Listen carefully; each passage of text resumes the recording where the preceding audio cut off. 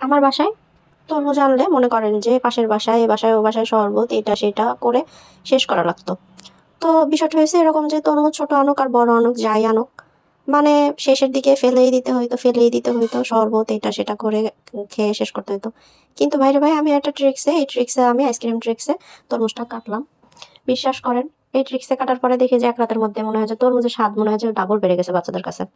যেমন বাচ্চাদের কাছে ডাবল হয়ে গেছে তেমন বাচ্চার বাবাও বলে এইভাবেই তো খাইতে মজা। তো এইভাবেই কেটে দাও। তো আসলে এইভাবে একটু ভেজাল লাগে কিন্তু দেখতে অনেক কিউট লাগে এবং খেতে অনেক সুবিধা।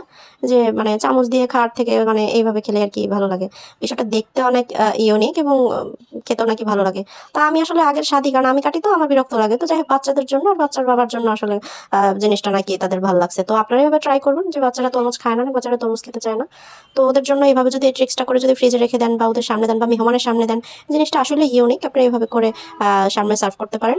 আইডিয়াটা খারাপ হবে না। কি বলেন?